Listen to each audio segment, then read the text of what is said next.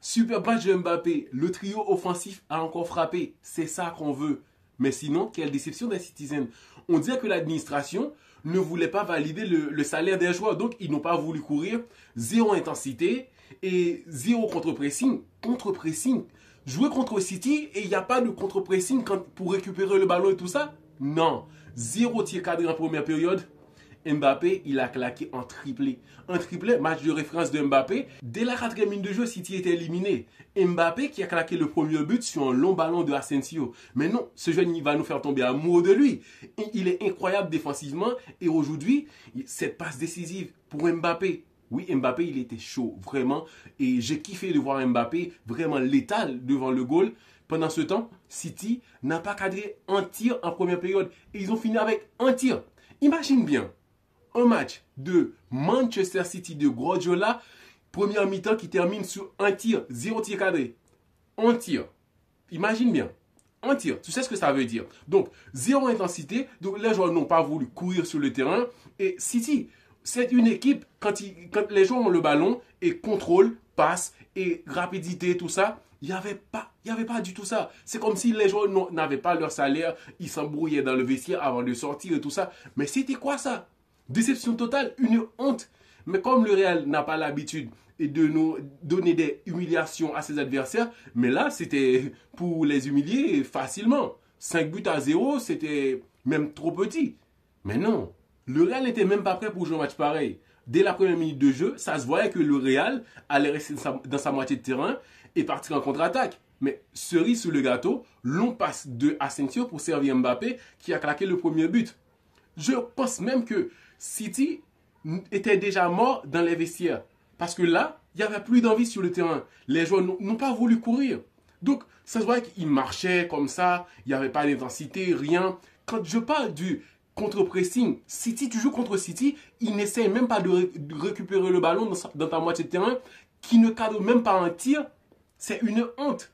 Donc, le Real Madrid s'est fait le plaisir de jouer comme à l'entraînement. Vinicius a fait un très bon match. Et le silencieux aussi. Et El Silencioso. Rodrigo, le silencieux, on dirait que son adversaire préféré, c'est les Citizens. Contre City, il sort des matchs vraiment excellents.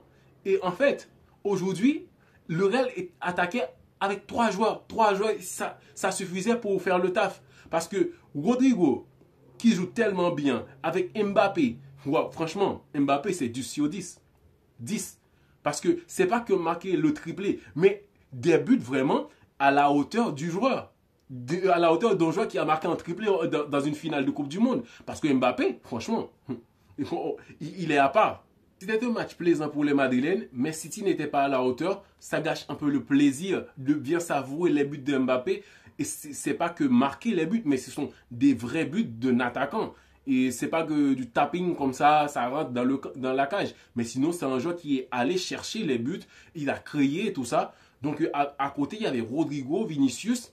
Donc, à eux trois, ils ont déjà humilié City. Mais quand même, le Real Madrid, on ne me voyait même pas les latéraux monter. Tellement c'était facile. Donc, sur un match comme ça, j'espère bien que les Madrilènes vont avoir plus de confiance. Malgré ce carton jaune de Bellingham qui va rater le prochain match. C'est dur, hein? Bellingham qui va rater le prochain match, soit contre l'Atlético ou contre le Bayern, Leverkusen. Et là, le Real doit se préparer et bien. Oui, il y a des bonnes choses. Parce qu'il y a des bonnes choses à en tirer. J'ai bien aimé l'alignement défensif. Malgré qu'il n'y a pas eu du vrai danger dans le camp madrilène. Et Asensio, Rudiger et les latéraux, Mendy et Valverde, c'était vraiment du solide contre City. J'attendais à les voir travailler un peu plus que ça. Et Tchouaméni, devant de la défense, il a fait le taf, le mec. Il est en confiance. Donc, on a récupéré Tchouaméni, c'est bon signe.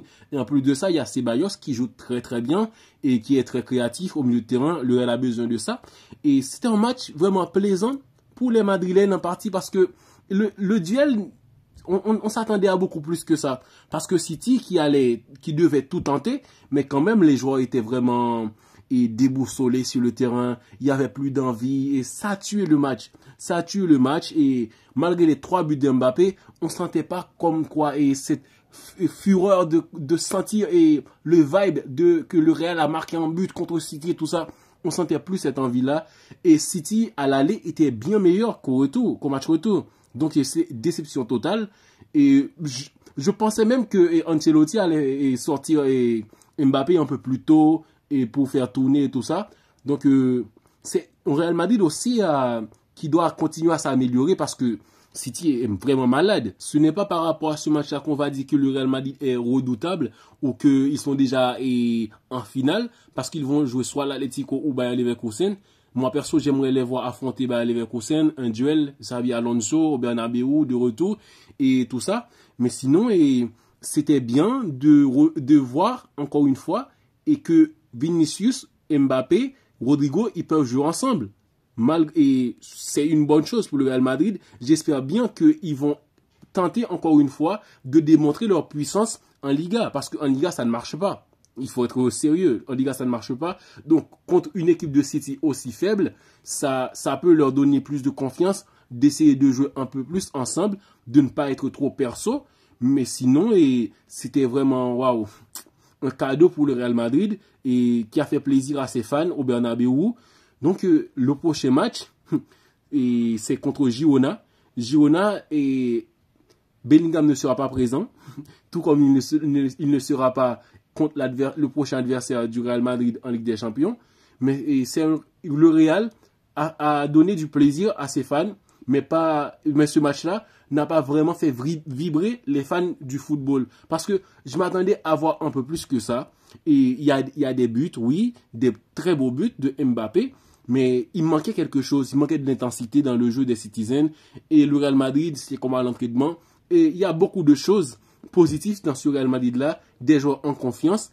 Mais je m'attends à voir la défense en difficulté pour voir comment ils vont s'en sortir. Parce que Rudiger et Asensio, ça peut vraiment le faire. Et Tchouaméni qui a repris la confiance en lui et tout ça, et devant de la défense. Donc, qu'est-ce qui va se passer au Real Madrid? On espère qu'il y aura des bonnes choses. C'est une belle équipe et on verra bien est-ce que le trio offensif va continuer de travailler ensemble. Ça va plaire, franchement. S'ils continuent à travailler ensemble de cette façon-là, de marquer des buts, d'être satisfait que l'autre a marqué, c'est bien. Donc, le Real Madrid, pour le prochain adversaire du Real Madrid, j'espère que ça sera Bayer Leverkusen.